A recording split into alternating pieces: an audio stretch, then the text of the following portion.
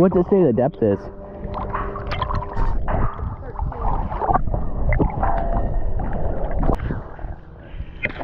Wow.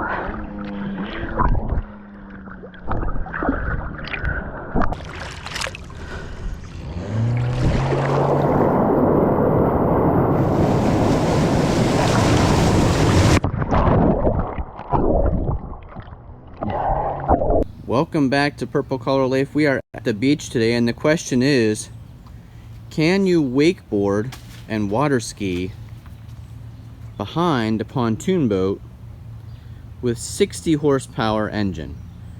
We intend to answer that question today. Now, we've never tried this before, so you'll be finding out as we find out if it's possible.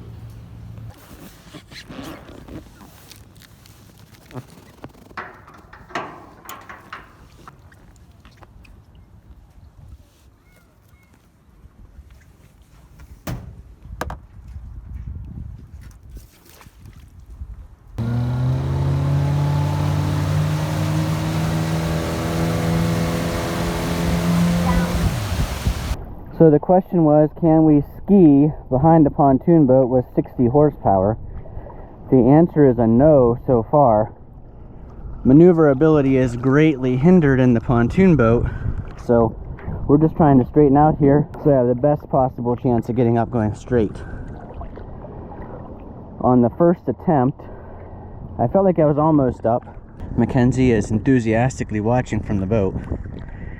She'll be running the other camera with the video from that side. Jennifer's driving. She says she gave it all on that last one. If you just get the boat straight ahead of me with the engine perfectly straight and go straight, pretty good. Ready? Hit it.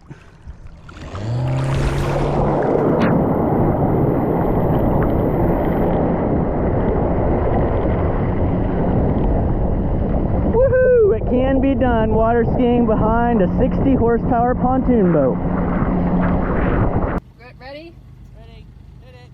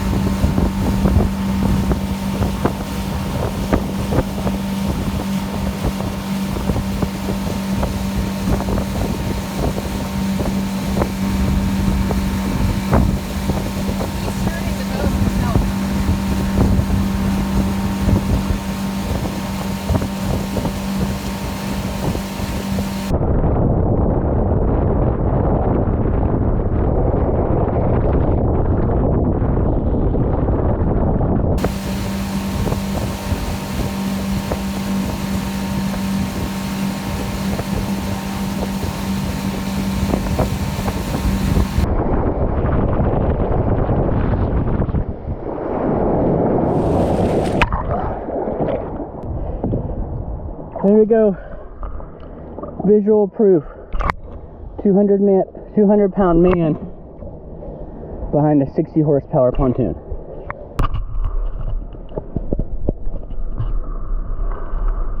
Experiment number 2, can we wakeboard behind 60 horsepower on a pontoon boat? Jennifer's going to be the demonstrator on this one. Earlier today, Jennifer wakeboarded behind the 155 horsepower SeaDoo Jetski. Now she's trying 60 horsepower on the pontoon boat. Good? Okay.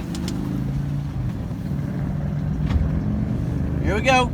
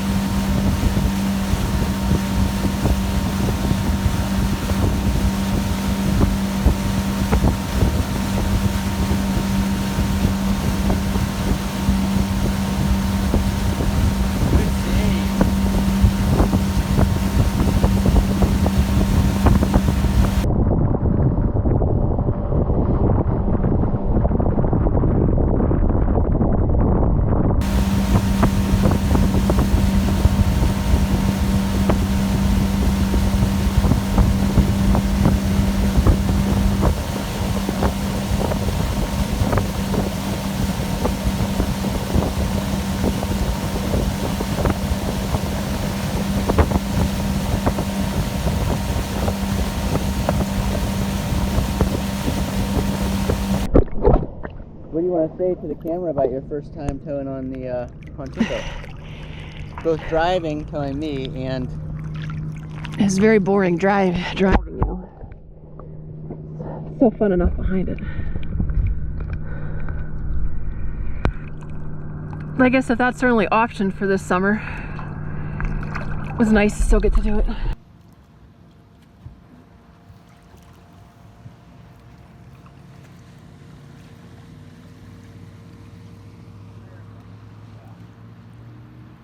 Water's really nice. It is nice.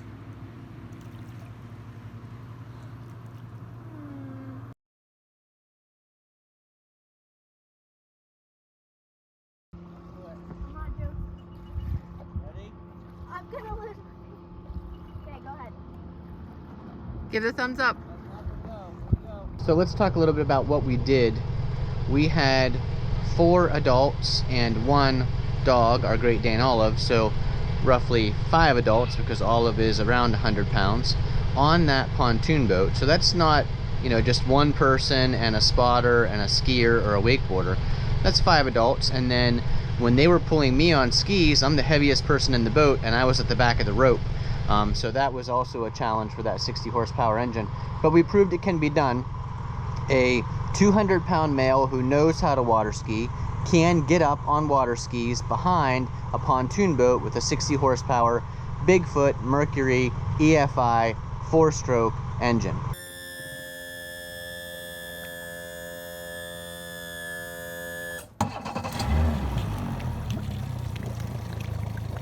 The other thing we proved is that Jennifer on a wakeboard can get up actually much easier than it was for me to get up on skis. She got up on the wakeboard behind the pontoon boat. So what you didn't see in this video was earlier in the day, and maybe I'll be able to put a clip in of Mackenzie wakeboarding behind the jet ski, but we did use our SeaDoo GTX 155 horsepower jet ski for Mackenzie to wakeboard and Jennifer to wakeboard, and both were successful. Mackenzie made it look like a piece of cake, anybody could do it. You made it look easy. I tried to wakeboard and I don't think it looked very easy. In fact, Jennifer was towing and she said it's smoking. So evidently too hard to pull this guy on a wakeboard up out of the water. And we tried to teach somebody to wakeboard who has never tried wakeboarding snowboards. Right. And we weren't able to teach him on the jet ski either. And I think that on the ski boat, we've been pretty successful. Anybody who's tried, eventually, they've been successful. So I would say the jet ski was really a workout on the legs to try to get up.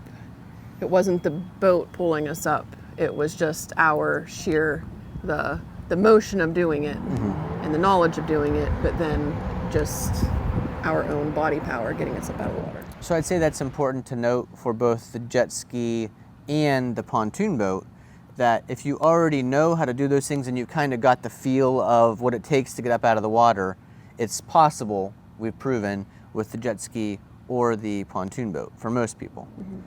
But if you're just trying to learn, definitely the ski boat has the oomph to pull you up out, and it'd be easier to learn. I think if I were trying to learn how to water ski behind the pontoon boat, it would take a lot more effort to figure out how to get up out of the water. I don't think the pontoon boat is unless you're teaching a young kid. Yeah, like Mackenzie had that U-shaped ski. You could have done that pretty much running along shore pulling a rope.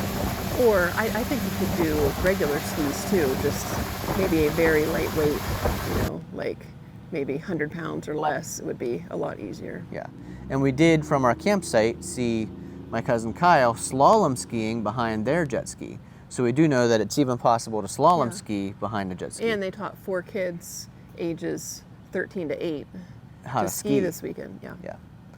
So I think the question when we bought the pontoon boat was, will we be able to have any of those fun times? Well, we didn't even think that we would use it. We didn't think we would do it for that. Yeah. The whole purpose of us buying the pontoon boat was because Olive can't go out on the ski boat with us, and Mackenzie's recovering from her shoulder surgery. She was released finally, that if she wanted to try any water sports, but she didn't think that she was just mentally ready to do that. So we really had no intentions whatsoever.